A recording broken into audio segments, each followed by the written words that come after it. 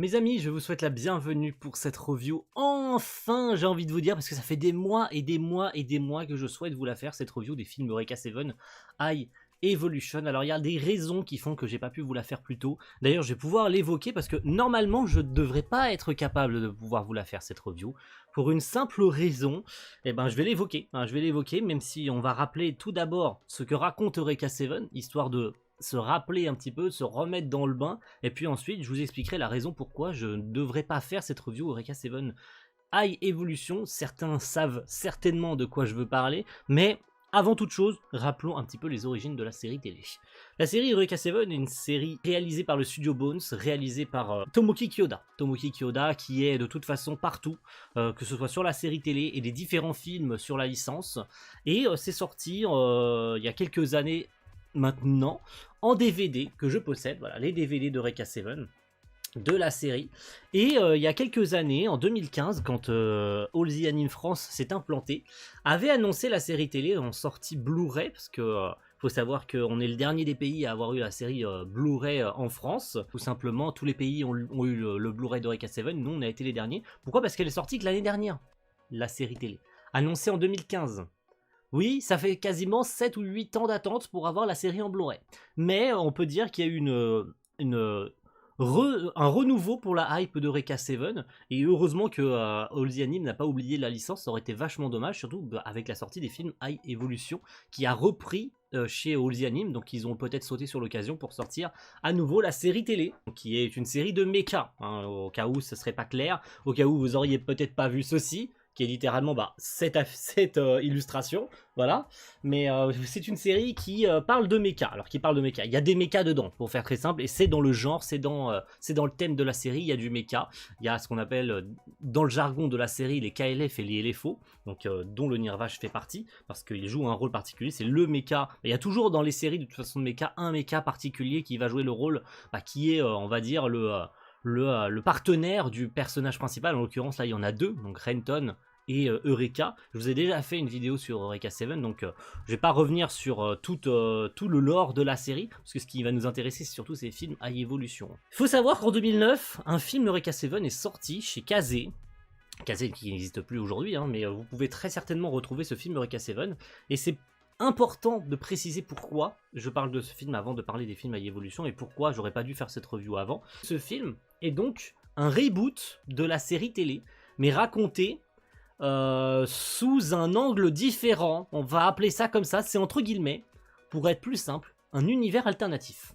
C'est en fait l'histoire de Reka et de Renton, qui dans ce film-là sont amis d'enfance, qui vivent une aventure différente. Les personnages ont des caractères différents, certains personnages ont des histoires différentes, notamment les personnages du Gecko State, avec Talo, avec Hollande par exemple. Hollande et tout le groupe du Gecko ont une histoire différente dans ce film-là. Eureka est un sujet d'expérience, qui n'est pas le cas dans la série télé, bien que voilà, elle a son histoire, elle a sa raison pour laquelle elle existe, etc. etc. Mais c'est important de préciser qu'il s'agit d'un univers alternatif. Pourquoi? Parce que ces films Eureka 7 sont également des univers alternatifs. Mais, et c'est pour ça que je ne vais pas faire cette review, parce que le troisième film Eureka 7 High Evolution n'est pas encore sorti chez nous, légalement en France, chez Ata. Il a été annoncé, il est en précommande, il est toujours en précommande, mais comme je n'ai aucune idée de quand est-ce qu'il sort, puisqu'il aurait dû sortir, je crois, en avril ou en mai, sauf qu'il a été repoussé en juin. Sauf qu'il a été repoussé en juillet, et maintenant, on est au mois d'août, là je tourne cette review le 10 août, et ils n'ont absolument plus aucune date à donner. En 2000... Alors j'ai pas envie de vous dire de bêtises, je pense que ça doit être à la suite d'Eureka 7 AO en 2016. Ils ont annoncé une nouvelle trilogie qui donc est encore, après le film de 2009 puis AO, qui n'a pas fonctionné, un reboot de 3 films, donc une trilogie de 3 films qui s'appelle donc High Evolution, et qui a pour but de se concentrer sur... Chacun des films va se concentrer sur l'un des 3 personnages principaux de la licence, en tout cas les personnages les plus importants, qui sont donc Eureka, Renton et Anemone, donc qui est le sujet également du deuxième film. Commençons par parler, alors vous pouvez sauter, parce que je sais bien que du coup comme le troisième film n'est pas disponible en France, moi j'ai pu le regarder, j'ai trouvé une traduction anglaise, puis j'ai fait la traduction vers le français, mais c'était pas une traduction très correct, hein, donc vous pouvez le trouver, mais faites comme vous le souhaitez. Si vous souhaitez le regarder, vous aurez tout le chapitrage. De toute façon, vous pourrez sauter si jamais ça ne vous intéresse pas, enfin tout du moins que vous ne voulez pas le regarder tout de suite. Je peux le comprendre, donc n'hésitez pas à sauter si vous voulez pas avoir la review de ce troisième film. Je ne rentrerai pas dans tous les détails concernant le scénario. Je vous avoue que y a beaucoup de choses qui sont sujettes à interprétation sur ces films Eureka 7, surtout par rapport aux 2 et aux 3. Donc c'est pour ça que je ne m'attarderai pas 100% sur ça. Je pense que si vous regardez la review, c'est que vous avez probablement vu ces films, parce que sinon il y a du spoil, hein. Je vais vous spoiler tout le scénario, donc je suppose que à votre échelle vous avez vu les films, vous avez peut-être une meilleure interprétation que moi. Je vous donne ce que moi j'ai vu et ce que j'ai ressenti par rapport à ces films là, parce qu'il y a beaucoup de trucs, notamment par rapport à la fin du 3 et beaucoup de choses dans le 3, même l'existence même de ce troisième film au final n'est qu'interprétation, notamment par rapport à la chronologie. Est-ce que ce film, est-ce que le troisième, donc qui s'appelle Eureka, tout simplement, suit le 2, donc c'est la suite du 2, ou bien c'est encore un univers alternatif? Tout ça n'est que sujet à interprétation, bien qu'il y ait quand même plusieurs indications qui peuvent nous prouver que c'est bel et bien une suite. Mais bon, encore une fois, c'est pas nécessaire de rentrer dans trop de détails non plus. D'ailleurs, je vous avoue qu'on va faire plutôt rapide sur le premier film, qui est dédié à Renton. Voilà, le premier film High Evolution dédié à Renton, qui n'est ni plus ni moins qu'un film qui rappelle un peu les événements de la série télé. Alors je m'explique. Au début du film, et d'ailleurs, avant de commencer le film, il faut savoir qu'il existe 3 épisodes, 3 petites vidéos de 3-4 minutes, voire allez 5 minutes maximum, qui se passent juste avant ce premier film, qui ne sont pas disponibles en bonus dans ces coffrets, dans ce coffret-là, parce que c'est bel et bien 3 vidéos dédiées à celui-là. C'est quand même vachement dégueulasse de ne pas les avoir eues, parce qu'en fait ça raconte ce qui se passe juste avant le film. Eureka semble déjà adolescente, voire quasi adulte. Elle doit avoir quoi, 16 ans à peu près. En tout cas, physiquement, elle semble avoir à peu près 16 ans. Elle sauve le professeur Thurston parce qu'il a compris que la Silver Box qu'il a inventée, donc l'arme ultime pour détruire les Scup Coral, n'est pas du tout l'arme qu'ils sont censés utiliser. Au contraire, il va même chercher à arrêter l'armée. Il va donc être considéré comme un renégat. Il va être... on va tenter de l'éliminer, puisque il tente d'arrêter l'arme ultime qu'il a lui-même créée, puisque l'armée est complètement zinzin, même si tout ce qu'ils veulent c'est arrêter les Scup Coral, hein. Tout ce qu'ils veulent c'est arrêter tout ça, et tout détruire. Sauf que avec l'existence de Eureka, il a très bien compris que la Silverbox ne sert à rien, tout au contraire, ça va même créer quelque chose d'horrible à la place. Au lieu d'arrêter et de détruire le Scup Coral, ça va créer quelque chose d'horrible, qu'on verra, et qui est le centre même de l'existence de la série Eureka 7, c'est le Summer of Love, qui est l'utilisation de la Silverbox qui a créé une explosion gigantesque, et on le voit d'ailleurs dans la dernière vidéo préquelle, dans le cockpit d'Holland, hein, tout simplement, le cockpit d'Holland, où il voit le Summer of Love, hein, littéralement, qui est une explosion géante de Trapar, et que reproduira plus tard d'ailleurs le Nirvash dans la série télé, hein, grâce à Renton. C'est pas comme si c'était à cause du professeur Thurston qu'il y avait eu le premier Summer of Love. Bon, bref. Ce qui est important, c'est que ce premier film, après cette introduction incroyable où on voit Eureka qui fait partie de l'armée et tout, on pouvait se douter que c'était le cas, puisque on nous le dit dans la série télé qu'elle était dans l'armée avec Holland, etc., qu'elle a détruit, elle a tué des gens, un nombre incalculable de gens. C'était un robot, Eureka. Elle a tué un nombre incalculable de personnes et tout, et c'est l'arrivée de Renton qui l'a finalement changé psychologiquement et tout. Et dans ce premier film, Renton est mis en avant pour la simple et bonne raison qu'on reprend les événements de la série télé. Donc on quitte le 16/9, on quitte le cinémascope, parce que oui, la première partie du film est en cinémascope, pour revenir sur du 4/3. Oui, parce qu'en fait, on a juste copié-collé les événements de la série télé, et c'est tout. Voilà.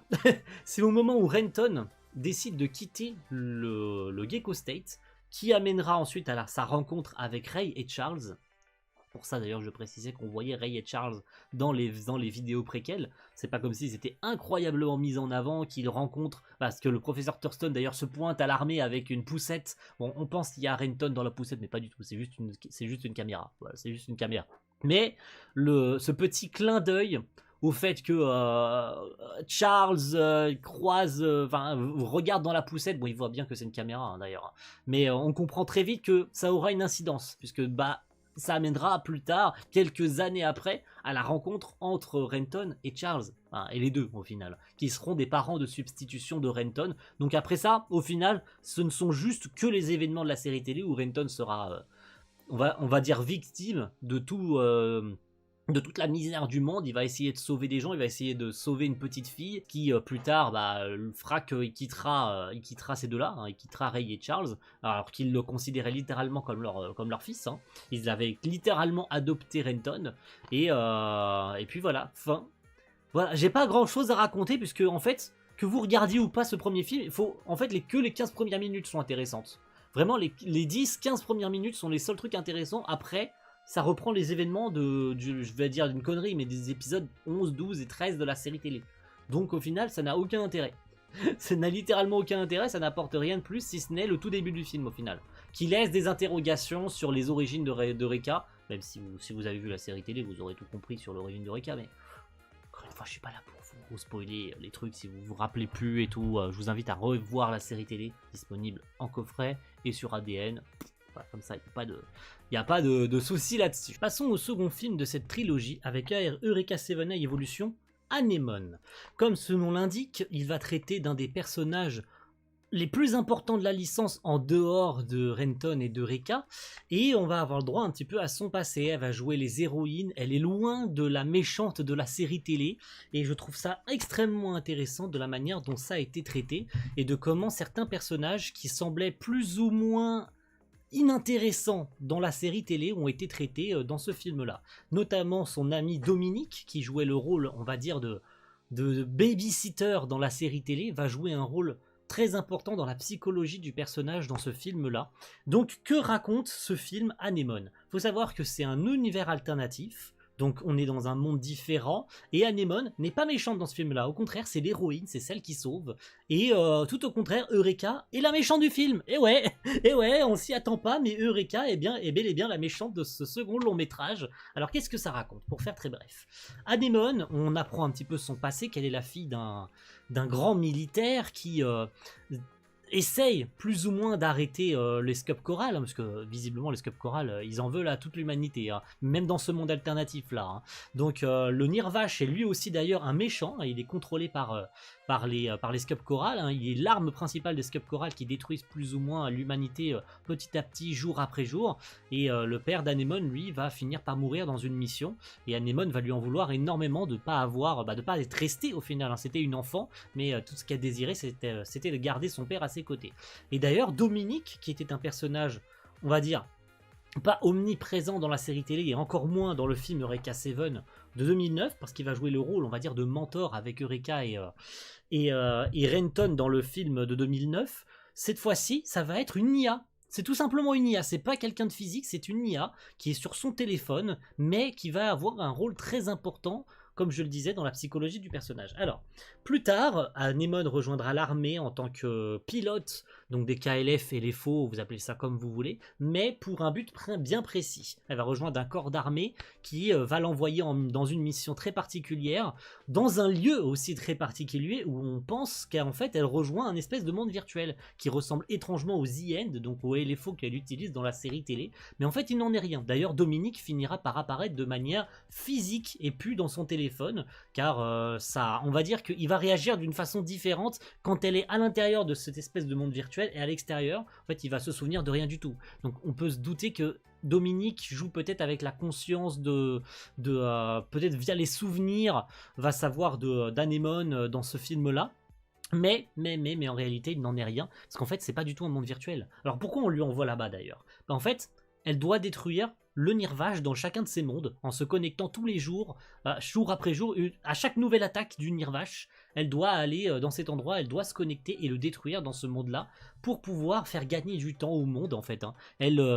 C'est une héroïne, elle fait reculer le Nirvash, elle sauve l'humanité, elle donne un jour de plus à l'humanité tous les jours, elle offre un nouveau jour de paix à l'humanité, elle sauve des gens sans le savoir, sauf que, en fait, c'est pas du tout un monde virtuel, c'est bel et bien à chaque fois un nouveau monde alternatif où elle tue le Nirvash, elle détruit le Nirvash, en plus de détruire le gecko, parce que le Nirvash est à l'intérieur du gecko, vous avez vu la série télé comme vous et moi, et en fait elle tue, sans le savoir, à chaque fois Renton, où elle blesse mortellement Eureka, et ça elle en sait rien du tout. Au contraire, elle, tout ce qu'elle veut, c'est être reconnue de sa hiérarchie. Elle est, plus ça va, plus elle obtient des titres, elle est reconnue par l'armée et tout, c'est une héroïne, elle est acclamée par toute la population et tout, elle prend un petit peu la grosse tête. Et pour ça, elle essaye de se rapprocher un peu de son père, hein, parce qu'il était un scientifique, mais aussi quelqu'un de reconnu dans l'armée, donc elle se dit que peut-être que ça pourrait redorer le blason de son père ou quoi. Et Dominique l'aide à tout ça, hein, en la poussant un petit peu quand elle hésite à tuer le Nirvash ou à le détruire et tout.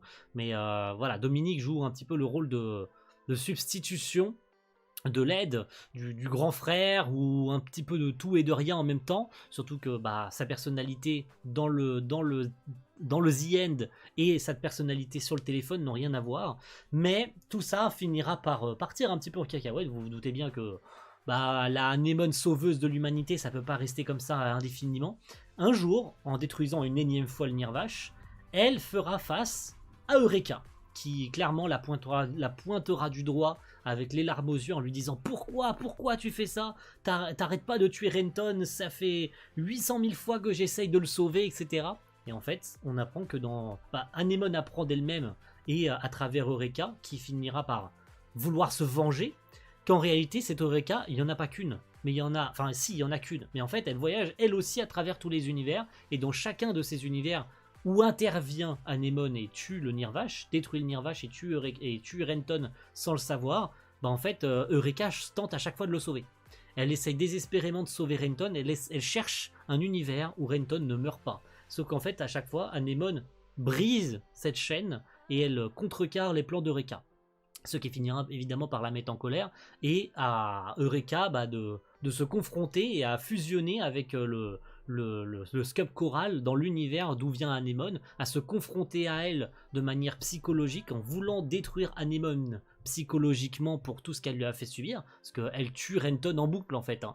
Donc Eureka tente de se venger d'Anémone en lui montrant son père, en lui disant ton père de toute façon il t'aimait pas, il en avait rien à foutre, tout ce qui l'intéressait c'était ses recherches. Donc elle est confrontée d'ailleurs à la scène de la mort de son père, elle le voit de ses yeux alors que c'était qu'une enfant, hein. Donc elle a jamais vu comment et pourquoi son père était mort, ce qui heureusement grâce à Dominique et à sa force d'esprit lui permettra de retomber sur pied et à essayer de faire changer d'avis Eureka, ce qui marchera évidemment parce que le scénario ça serait pas drôle si ça marchait pas, hein.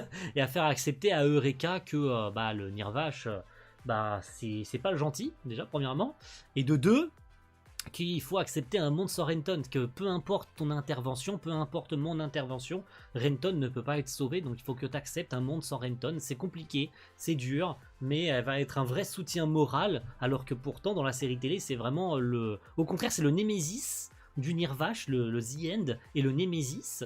On va dire que Anémone dans la série télé est aussi quelqu'un de soumis, elle est obligée de faire ça, elle le fait pour Dwayne Novak qui va jouer aussi un rôle important dans ce long métrage, qui n'est pas présent, on va dire physiquement, c'est quelqu'un de métaboliquement instable. En gros, il est prisonnier de l'armée et il leur révèle des trucs concernant les scopes chorales, etc., etc. Donc c'est quelqu'un qui est immatériel. En gros, il n'a pas de corps physique, il est prisonnier et tout. Il a vraiment des trucs plantés dans le corps et tout. Et en fait, c'est ce qui l'empêche de partir. Il est forcé de rester dans ce monde alors qu'il ne vient pas de ce monde. Donc on peut se douter à demi-mot que c'est peut-être le Dwayne Novak de la série télé, ou bien c'est peut-être un autre Dwayne Novak qui vient d'un autre univers, parce qu'il était déjà un des persos les plus importants de la série télé, frère de Holland d'ailleurs, j'ai oublié de le préciser, même si Holland ne jouera un rôle que dans le 3e long métrage, avec lui en tout cas en ce qui le concerne, mais Dwayne nous révèle pas mal de trucs, il finira par soit par se libérer, soit je crois que c'est Anémone qui, en cherchant désespérément à connaître les origines de Eureka, ou à avoir plus de réponses, elle va venir le voir de plus souvent, à chercher des réponses concernant Eureka, concernant les scopes chorales, concernant tout ça, ces mondes alternatifs, hein, quand elle apprend qu'en fait c'est pas du tout des mondes virtuels et qu'elle tue des gens. Elle tue des gens pour apporter la paix, sans le savoir. Elle tue des êtres humains juste pour ramener la paix dans son propre monde. Donc ça ne fait pas d'elle une héroïne, mais plutôt une meurtrière.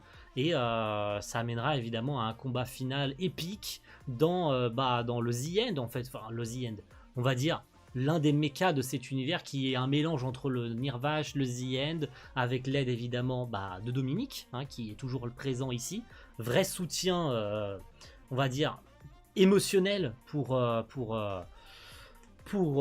Anémone. Et puis comme je le disais, après l'unification, l'amitié fusionnelle qui sera miroir avec le troisième film entre elle et Eureka.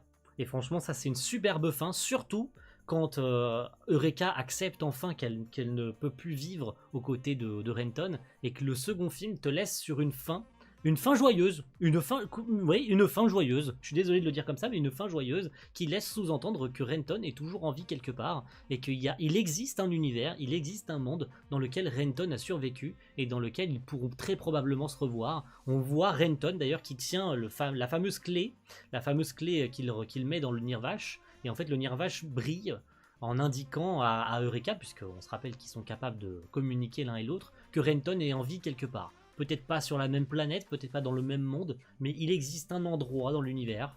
Dans peut-être quelques années, ils seront capables de se retrouver. Renton est en vie quelque part. Et ça va se refléter sur le troisième long métrage et avec les musiques de Naoki Sato. Cette scène finale du second film, pour moi, c'est la meilleure de tout le film.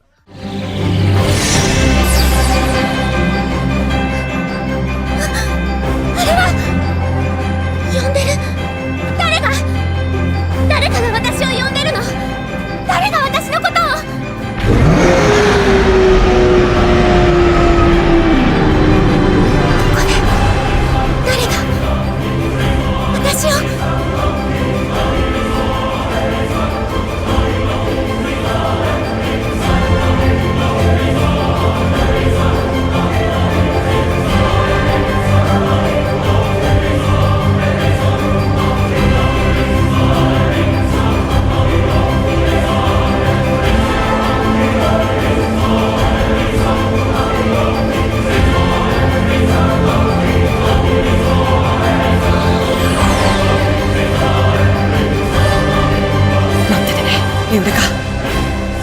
必ず戻るから。Avec la musique de Naoki Sato, laissant une lumière d'espoir à Eureka de revoir un jour Renton.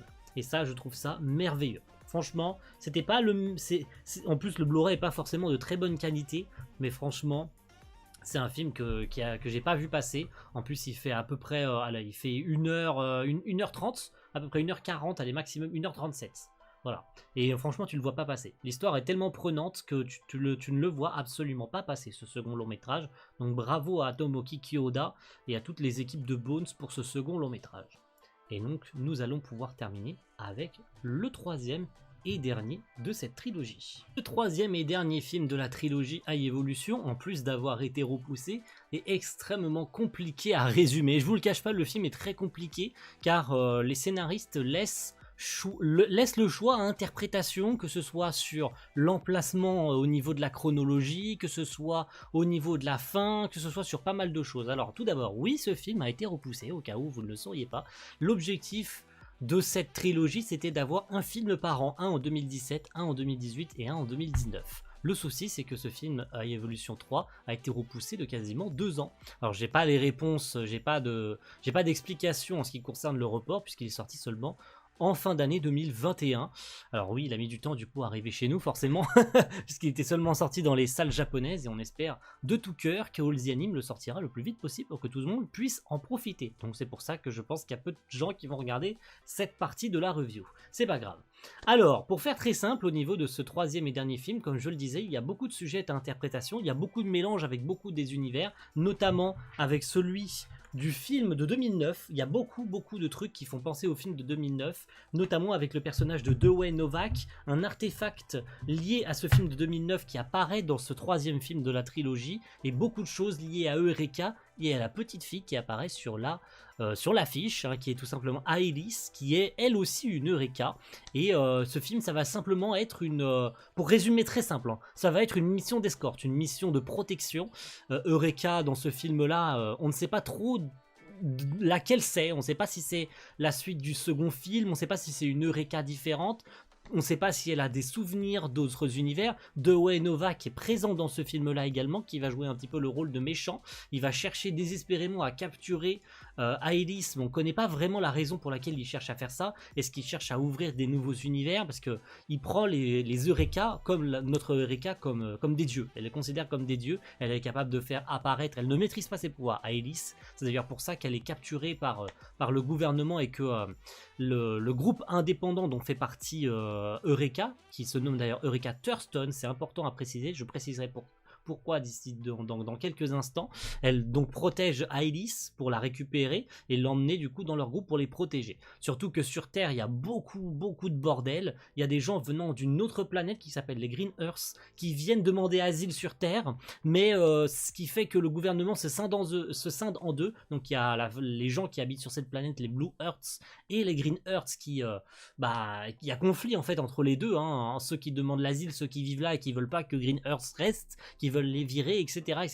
Vous aurez peut-être compris le parallèle entre ça et la série télé, notamment entre le monde dans lequel vivent nos héros avec la planète sans océan, hein, la planète où il n'y a que une étendue vide et aride, donc Green Earths, et la planète bleue que visiteront plus tard Eureka et les enfants et Renton dans la série télé, un monde miroir au final à la planète Terre, dans lequel il y a des océans, dans lequel il y a la mer, planète qui sera utilisée dans Eureka 7AO, mais de toute façon personne n'en a rien à foutre de Eureka 7AO, et du coup forcément ces gens-là viennent demander asile sur la planète bleue, et on sait, ça sera pas plus développé que ça, mais on va dire que l'idée était intéressante.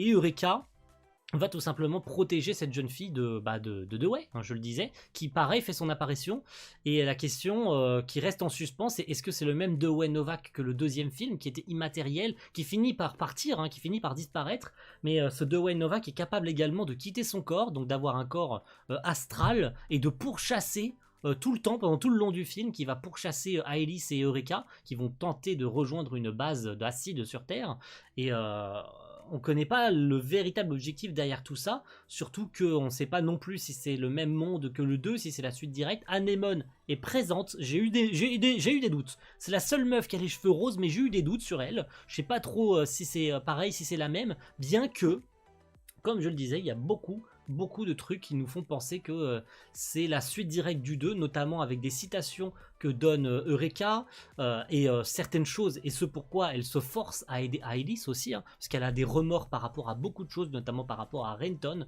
on va dire, quelque chose que Ray et Charles lui reprochent, hein, notamment de ne pas avoir pu sauver Renton, qu'elle est la responsable de la mort de Renton. C'est important.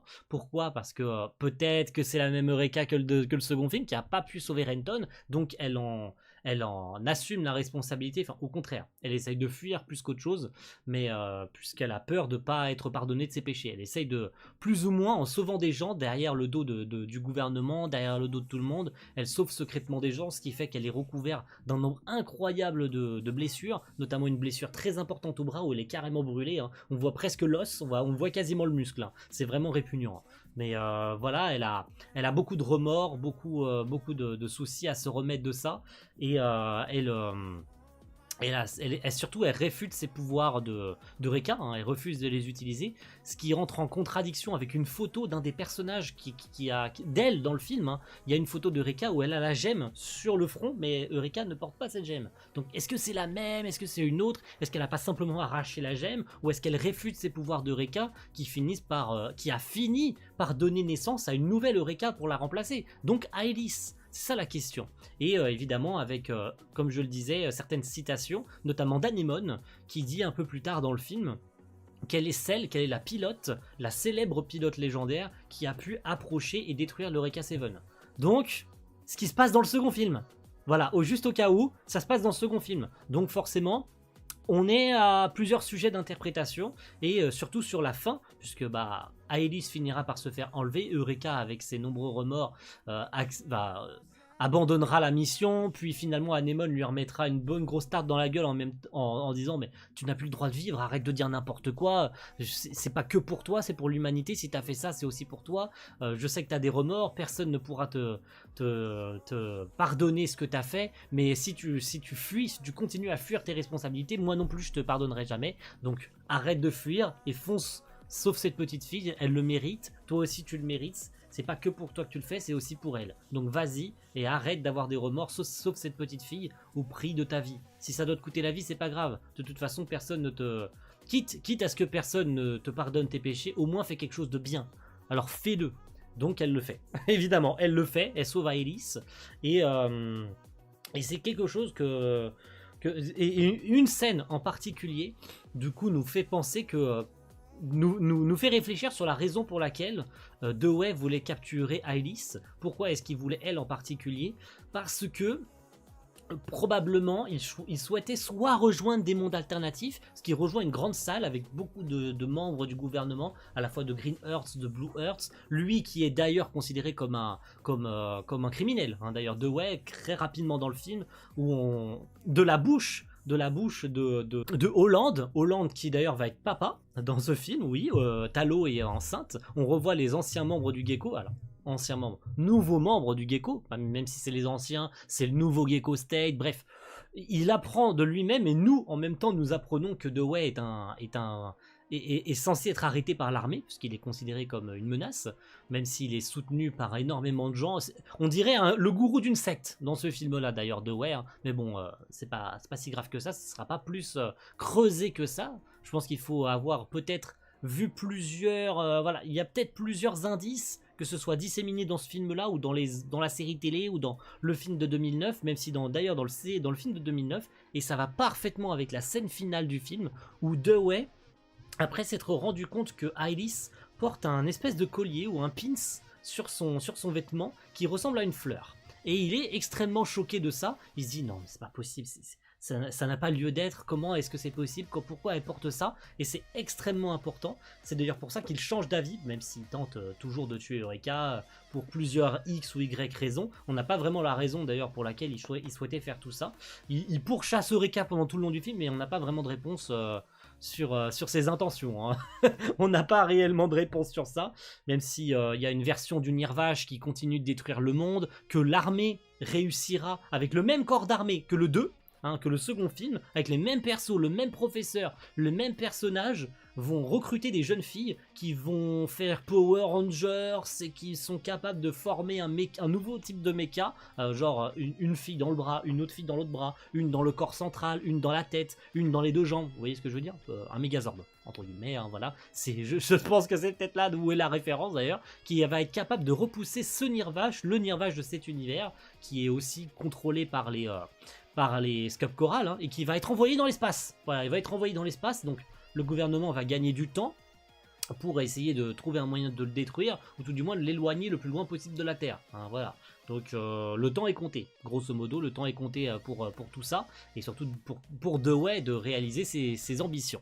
Mais Eureka l'arrêtera, et donc à la mort de ce dernier, il laissera à Eureka dans son oreille une indication incroyablement importante, parce que comme je le disais, le Dewey du film 2009 est mort. Il est indiqué, hein, j'ai le petit livret sous la main, on a tous les personnages du film, et surtout, toutes les relations entre les personnages. Et le Dewey de ce film-là est mort.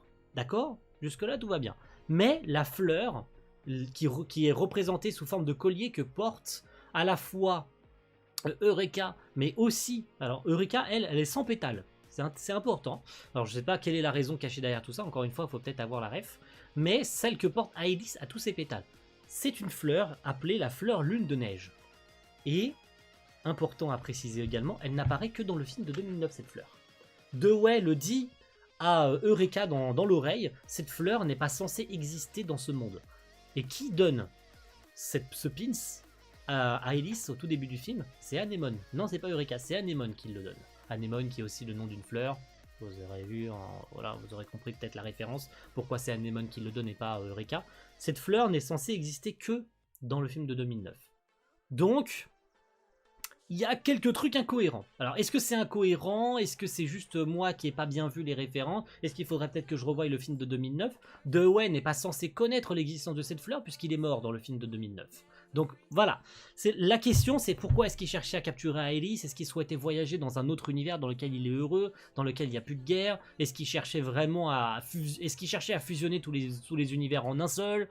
Voilà, tout est sujet à interprétation, il y a beaucoup de trucs où toi, moi, n'importe qui peut imaginer, tout comme la fin au final, hein, quand ils arrivent alors après que Dewey ait détruit la moitié de l'univers, après qu'il ait détruit la station spatiale dans laquelle se trouvait tout le monde, elle va dévier. En fait, la station va dévier et risque de s'écraser sur Terre. Et c'est là que je le disais, ça finissait mal pour Holland. Holland se sacrifie, ne pouvant pas voir son frère, quitte à ne pas avoir à arrêter son frère, il va sauver le monde et ne pourra pas voir la naissance de son fils. Mais dans une envie de sauver le monde et dans une envie d'arrêter les mauvaises intentions de son frère, il se sacrifiera, tout comme les jeunes filles d'ailleurs se sacrifieront toutes pour dévier la trajectoire du vaisseau, pour empêcher qu'il s'écrache sur Terre. Ce qui amènera à une fin, voilà, je ne sais pas comment la considérer cette fin de film, honnêtement je ne sais pas du tout comment je suis censé l'interpréter, mais Renton apparaît, Eureka arrive à arrêter également le vaisseau, donc tout est bien qui finit bien, le monde est sauvé, voilà, tout est bien, sauf que il y a eu des sacrifices, de nombreux sacrifices, et là on pense que Eureka ne s'en sortira pas, et elle appelle à l'aide Renton apparaît. Alors elle est dans le Nirvash, je sais pas comment, mais elle est dans le Nirvash, j'ai pas tout compris, elle est dans le Nirvash, et elle appelle Renton à la rescousse, et Renton apparaît. Alors on nous le tease pendant tout le long du film, notamment quand Aelys parle de son grand frère. En gros, elle dessine sur son téléphone et devant le château, elle dit j'ai dessiné mon grand frère, mais je l'ai jamais vu, mais je sais pas qui c'est. En fait, je connais même pas son nom. Et bon, si t'avais pas compris que c'était Renton, t'es débile, ok. Je veux dire, c'est prévisible à des kilomètres. Et quand tu vois la main qui se pose sur celle de Reka et que de l'autre côté, Aelys dit c'est grand frère, il est là, c'est grand frère. C'est Renton. Voilà, c'est Renton qui prend Reka dans ses bras et qui dit un truc intéressant en disant je t'ai enfin retrouvé. Donc est-ce que c'est le Renton de la fin du film 2 qui a retrouvé Eureka, ou bien c'est un autre Renton d'un autre univers, un des Renton qu'elle n'a pas été capable de sauver mais qui se manifeste dans cet univers partant avec Eureka. Donc lui et Eureka disparaissent à la fin du film, ils ne sont plus là, c'est-à-dire ils n'existent plus dans cet univers et la seule qui reste c'est Aelys qui prendra le rôle d'Eureka. En gros Anémone lui dit mais t'es sûr, ça va être difficile pour toi, surtout qu'elle est plus là. Elle évidemment regrette le départ de son amie Eureka, mais elle dit à Aelys, surtout Aelys qui n'est pas forcément très heureuse, hein, forcément elle voit son héroïne partir, mais elle dit non c'est pas grave, de toute façon c'est moi qui prends la succession, ce qui devait arriver arriva, il ne peut en exister qu'une seule dans cet univers, donc je prends sa place et je deviendrai Eureka. Voilà, c'est comme ça que se termine ce film. Alors voilà, il y a plusieurs interprétations. Est-ce que c'est la suite du second film? Est-ce que c'est encore un monde différent? Comment est-ce que Dewey connaissait l'existence de cette fleur alors qu'il est censé être mort dans le film?